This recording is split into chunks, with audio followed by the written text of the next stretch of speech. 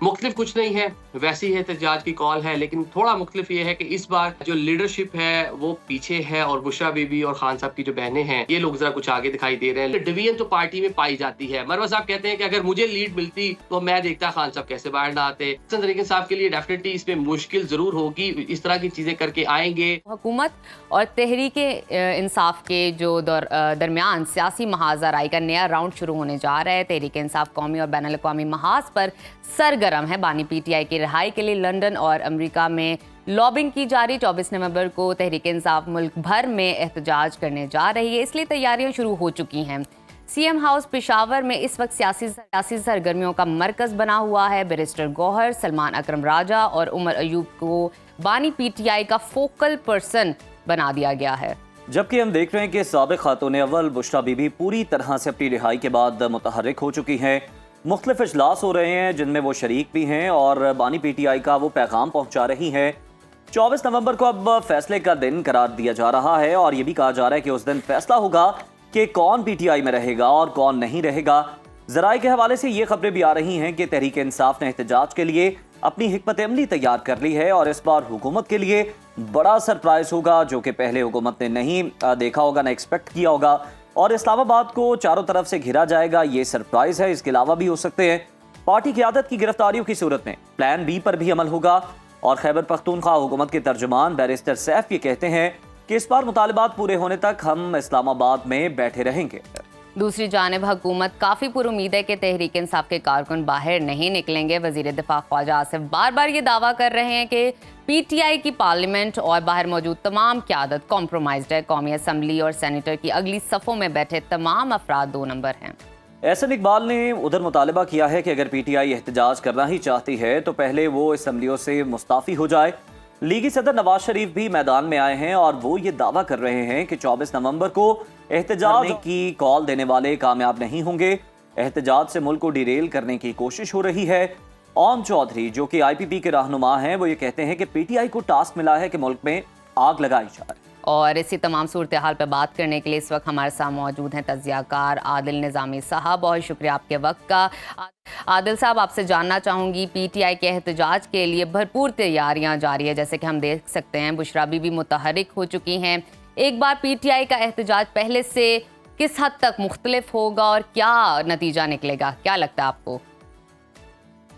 सबसे पहले जी good morning और बहुत शुक्रिया आपका। देखें, पाकिस्तान तहरीक इंसाफ काफ़ी अरसे से प्रोटेस्ट कर रही है, एहतजाज कर रही है। बल्कि पाकिस्तान तहरीक इंसाफ ही वैसे तो सन 2000 से ले लें पाकिस्तान में प्रोटेस्ट हो रहे हैं, एक अनरेस्ट हम देखने को मिल रहा है। लेकिन गुज़िश्ता से हम 4 साल देखें तो इन्हीं दिनों में पीडीएम थी, जो पीडीएम तहरीक चली, खान साहब प्राइम मिनिस्टर थे, उस टाइम एहतजाज हुआ। फिर खान साहब प्राइम मिनिस्टर ही रहे, एक अहम अपॉइंटमेंट होनी थी। इन्हीं महीनों में वो इस्लामाबाद में पिंडी में एहतजाज लेकर आए थे, एक तवील उनका एहतजाज जिसमें उन पर एक असैसिनेशन अटेम्प्ट भी हुई। उसके बाद से हम देख रहे हैं फिर गुज़िश्ता साल जो कुछ होता रहा और अब फिर दोबारा इलेक्शन के जो कुछ हुआ और अब दोबारा जनाब पाकिस्तान तहरीक इंसाफ प्रोटेस्ट करने जा रही है। और ये फाइनल कॉल दी है खान साहब की जानिब से, कहा कि जी फाइनल कॉल है। मुख्तलिफ कुछ नहीं है, वैसी है एहतजाज की कॉल है, लेकिन थोड़ा मुख्तलिफ ये है कि इस बार जो लीडरशिप है वो पीछे है और बुशरा बीबी और खान साहब की जो बहनें हैं अलीमा और खान साहिबा, ये लोग जरा कुछ आगे दिखाई दे रहे हैं, लीड करते हुए ये दिखाई दे रहे हैं। क्योंकि पाकिस्तान तहरीक इंसाफ में एक ट्रस्ट डेफिसिट पाया जा रहा था जो बहुत ज्यादा आया हो गया। हमने देखा गंडापुर साहब जिस तरह इस्लामाबाद में आए और कारकुनान को छोड़ के जिस तरह गायब हो गए, तो कारकुनान में भी गम और गुस्सा पाया जाता है और ये कहा जाता है कि जो क़यादत है वो कॉम्प्रोमाइज्ड है। खान साहब भी उसका इजहार कर रहे थे, अभी शाह महमूद साहब ने भी लाहौर में बात की, उन्होंने भी उसका इजहार किया। तो इसलिए अब उनके जो फैमिली के लोग हैं, जो करीबी लोग हैं, वो आगे आए हैं। लेकिन क्या अब सवाल ये पैदा होता है कि वो उस तरह से तजर्बाकार नहीं है जिस तरह के टास्क उन्होंने दिए हैं कि हर जो एमपीए है वो 5000 और हर एमएलए 10,000 बंदा लेकर इस्लामाबाद पहुंचे।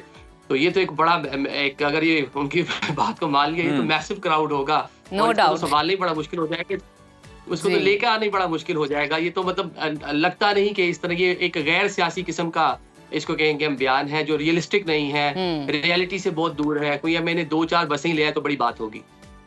अच्छा आदिल, मतलब एक बहुत बड़ा टास्क तो दे दिया गया है क़यादत की जानिब से, लेकिन आपको लगता है कि ख़ास तौर पर अगर हम पंजाब की बात करें तो पंजाब से इतना बड़ा जो क्राउड है वो लेकर निकल पाएंगे एमपी एमएनए जो तहरीक इंसाफ के मुंतखब करता है? क्योंकि फिर पंजाब में तो क्रैकडाउन की सूरत हाल हमने पहले भी देखी है। देखिए, अलीमा खान साहिबा ने कहा कि जो आपका बलूचिस्तान है और जो सिंध है, वो वहीं पर रहें। पंजाब और आपका खैबर पख्तूनख्वा पे पूरा रिलाय किया जा रहा है, लेकिन पंजाब से भी ज़्यादा केपीके पे रिलाय किया जा रहा है। जी वहाँ हाँ। पे गवर्नमेंट है, रिसोर्सेज है, आपको करीब तक अटक तक तो इजीली आप रिसोर्सेज के साथ, हुकूमती मशीनरी के साथ पहुँच जाते हैं ना, वहाँ से भी हमने माजी में भी देख लिया। लेकिन पंजाब से कारकुन निकलेंगे, ये सवालिया निशान है। क्या क़यादत पंजाब की निकाल पाएगी? हमाद अज़हर साहब है, बाकी जो लोग हैं, वो ट्विटर पे, एक्स पे, सोशल मीडिया पे तो बड़े एक्टिव हैं, जी। लेकिन ग्राउंड आदिल, लेकिन हमने ये भी देखा था ना कि अपने भी इख्तलाफात हैं, अंदरूनी इख्तलाफात हैं। मतलब हमाद अज़हर के खिलाफ है दूसरा ग्रुप कि ये जनाब लीड नहीं करते, और रूपोशी जो है इन्होंने वो इख्तियार कर रखी है खुद साख्ता, और बाहर आकर लीड करने को तैयार नहीं है। तो अंदरूनी इख्तलाफात भी तो हैं। ये अंदरूनी जो इख्तलाफात हैं, वो तो पाकिस्तान तहरीक इंसाफ की लोअर लेवल से लेकर अपर लेवल तक हर जगह हमें नजर आ रहे हैं। मतलब अगर हम देख लें, जो मरकजी क़यादत है, वहाँ पे भी डिवीजन नजर आ रही है। शेर अफजल मरवत एक उनका अलग से बयानिया है, जो लोग पार्लियामेंट में हैं, बाकी लोगों वो एक अलग से मामले को देख रहे हैं। उसके गंडापुर साहब वो एक तीसरे एक ग्रुप को, क्योंकि पावर उनके पास है, ज्यादा बंदे वो लेके आते हैं। पंजाब से शिकवा जो उनकी गुज़िश्ता इस्लामाबाद का इजलास जो नाकाम हुआ, जब गंडापुर पर तनकीद की गई, तो उन्होंने कहा जी आप लोग कहाँ थे? आप लोग तो ट्विटर पे बैठे हुए थे, आप में से तो कोई नहीं निकला। इवन शेख वकास अपने पार्टी के सेक्रेटरी इत्तलात हैं, वो कहीं दिखाई नहीं दिए। चंद कारकुनान मिलके खान साहब की जो बहनें हैं, ये फ्रंट पे नजर आई हमें डी चौक के ऊपर, और गिरफ्तार भी हुई। तो ये एक डिवीजन तो पार्टी में पाई जाती है। मरवा साहब कहते हैं कि अगर मुझे लीड मिलती तो मैं देखता खान साहब कैसे बाहर ना आते। सलमान अकरम राजा साहब कोई और बात करते हैं।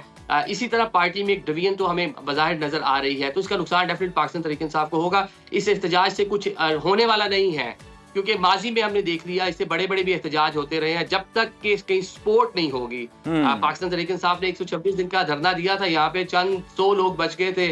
सपोर्ट हासिल थी तो वो चंद 100 लोग भी बड़े भारी थे। तो अभी मेरे ख्याल से अगर हजारों लोग भी आ जाएंगे, सपोर्ट नहीं होगी, तो कोई फायदा नहीं होगा। बिल्कुल ठीक। आदिल, अभी आपने धरने की बात की, और जाहिर बात है हम इसको डिस्कस करने की कोशिश कर रहे हैं, जो 24 नवंबर को होगा। पीटीआई ये दावा कर रही है कि मुतालबात मंजूर होने तक इस्लामाबाद में धरना दिया जाएगा। क्या आइंदा दिनों में आप डी चौक इस्लामाबाद में क्या सूरत हाल देख रहे हैं धरने की? देखिए, धरना तो शायद उस तरह से पाकिस्तान तहरीक इंसाफ इस बार ना कर पाए, क्योंकि हमने देखा है इलेक्शन 2024 में हमने देखा पाकिस्तान तहरीक इंसाफ के लोगों को उस तरह से कंपेन नहीं करने दी गई 9 मई के बाद के वाकयात के बाद से।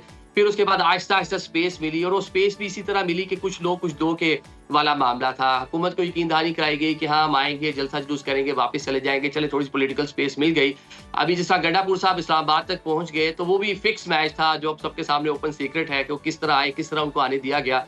अगर इस बार पाकिस्तान तहरीक इंसाफ फुल फ्लैश तरीके से आएगी, तो हुकूमत किसी सूरत, पहली तो बात है, आने नहीं देगी। क्योंकि मुझे 2016 में एक इस्लामाबाद लॉकडाउन करने का खान साहब ने, जब पैनामा का केस था, उस टाइम जब पूरा जुडिशल कमीशन वगैरह बना, तो उस टाइम इस्लामाबाद लॉकडाउन करने का प्लान था। उधर जनाब परवेज खटक साहब सीएम थे, वजीर दाखिला निसार अली खान साहब थे, तो अटक पुल नहीं क्रॉस करने दिया था सीएम को, बहुत शेलिंग की थी, रोक लिया था, मतलब नहीं आने दिया गया था। तो अभी भी मामला इसी तरह है। अगर तो हुकूमत के साथ किसी जगह इंगेज होगी पाकिस्तान तहरीक इंसाफ, उस तरह आएगी जिस तरह गंडापुर साहब आए थे, तो शायद उनको आने दिया जाए। अगर हुकूमत नहीं चाहेगी, तो बहुत मुश्किल हो जाएगा पाकिस्तान तहरीक इंसाफ को इस्लामाबाद पहुंचना। और वैसे भी वेदर आपके सामने है, सर्दी इस्लामाबाद में खासी बढ़ती जा रही है, स्मोक भी है, तो शायद कारकुनान के लिए भी मुश्किल होगा कि इतना टाइम आके यहाँ पे रुके। यहाँ बिल्कुल बिल्कुल, मौसम भी जो है वो असरअंदाज होगा।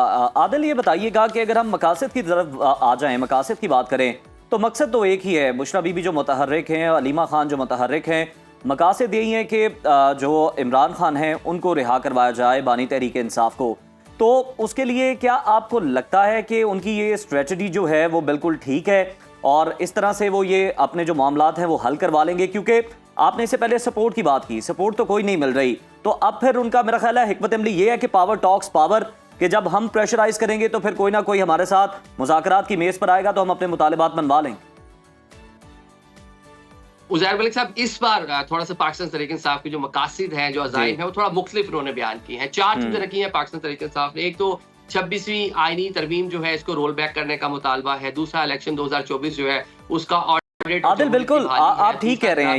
ये हमने सुने भी ऐलानात, ये हमने सुने भी कि ये हमारे मुतालिबात है, इनका ऐलान भी किया गया, लेकिन सबसे बड़ा मकसद तो यही है उनके नजदीक। ठीक है, वो एक तासुर जा रहा था कि सिर्फ बानी को बाहर निकाला है, लेकिन इस बार वो उन्होंने थोड़ा सा एक बुके बनाने की कोशिश की है, जिसमें कुछ चीजें भी बीच में शामिल की हैं। तो अब देखते हैं कि उसमें वो किस तरह कामयाब होते, नहीं कामयाब होते। तहरीक इंसाफ के लिए डेफिनेटली इसमें मुश्किल जरूर होगी, इस तरह की चीजें करके आएंगे। लेकिन एक तासुर बीच में पार्टी के लोगों ने दिया, बल्कि जो बुशरा बीबी हैं खान साहब की बहनें हैं, उनको भी कायल करने की कोशिश की गई कि हम एक यहाँ पे एहतजाज का, प्रोटेस्ट का ऐलान करते हैं और हुकूमत को प्रेशराइज़ करते हैं, अदारों को प्रेशराइज़ करते हैं, कोशिश करते हैं कि कोई टेबल टॉक हो जाए, बैठकर बात हो जाए।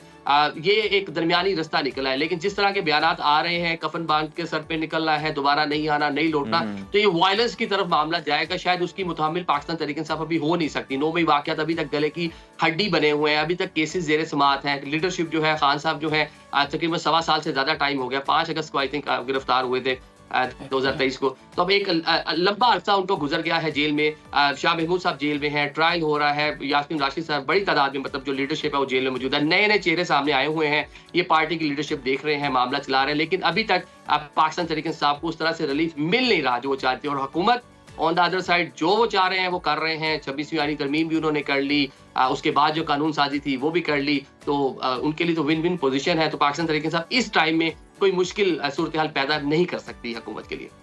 आदिल, अभी हुकूमत की जानिब से उनके पॉइंट ऑफ व्यू से देखने की कोशिश करते हैं एहतजाज को, तो हुकूमत ने तो पीटीआई की जो ये फाइनल कॉल है उसको फ्लॉप शो और इश्तियाल अंगेज़ी फैलाने का एक मंसूबा करार दे दिया है। और राना सनाउल्लाह कहते हैं कि एहतजाज हुकूमत के लिए बिल्कुल भी चैलेंजिंग नहीं है। क्या वाकई आपको लगता है कि एहतजाज हुकूमत के लिए कोई ख़तरा नहीं है? देखिए, पॉलिटिकली प्रोटेस्ट जब आप करने आ रहे हैं तो प्रोटेस्ट के जो नताइज हैं वो क्या होंगे ना, उसके आउटकम्स क्या होंगे, सिचुएशन क्या है, सबसे पहले उसको देखना है। तो सिचुएशन तो इस टाइम तो वन पेज चल रहा है। इस टाइम चीज़ें जो है वो बेहतर अंदाज से चल रही हैं। आपकी इकॉनमी भी बेहतरी की जानिब जा रही है। हुकूमत और उसका जो अलायंस है, ऑल दो बिलावल साहब कभी कभी बयान दे देते हैं, कभी नाराज भी हो जाते हैं जुडिशल कमीशन के मामले पर, और कभी भी सिंध के पानी के मामले पर, कभी पंजाब में उस तरह से जिस तरह से उनको स्पेस चाहिए वो नहीं मिल रही, जो वहाँ से लोकल जो उनकी क्यादत है उसका जो प्रेशर होता है, तो इस तरह के बयान दाग देते हैं। लेकिन अमलन वो हुकूमत के साथ शाना बशाना तौर पर खड़े हुए हैं। मौलाना है, वो भी हुकूमत के लिए कोई इतना बड़ा थ्रेट नहीं है। वो पहले मरकज में बैठ के यहाँ वफाकी हुकूमत के खिलाफ बात कर रहे थे। कल उन्होंने KPK में जाके कह दिया कि 15 साल हो गए हैं, सूबे में अनरेस्ट है, और 15 सालों से वहाँ गवर्नमेंट किसकी है ये देख लें कि पाकिस्तान तहरीक इंसाफ तीसरा टर्न्योर वहाँ पे जो उसको कंजेक्टिव मिला हुआ है। बिल्कुल, उन्होंने ये तनकीद की है। आदिल, हमें ये भी बता दें लास्टली कि खैबर पख्तूनख्वा और बलोचिस्तान में जो अमन अमान की सूरत हाल है सबके सामने है, वो काफ़ी तशवीशनाक है। आज नेशनल इलेक्शन प्लान की एपेक्स कमेटी का इजलास है जिसे अहम करार दिया जा रहा है। क्या लगता है कितना अहम होने जा रहा है ये इजलास, और किन मामलात पर गौर हो सकता है? क्या बड़े फैसले आ सकते हैं?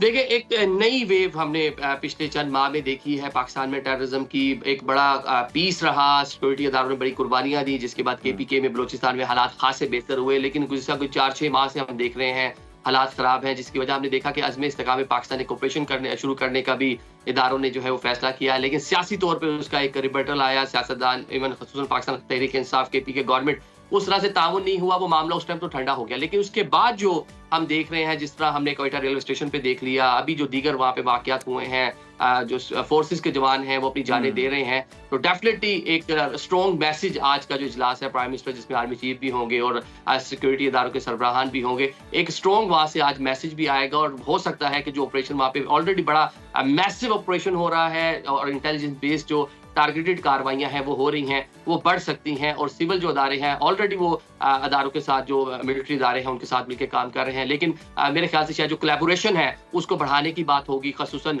KPK में और बलूचिस्तान में।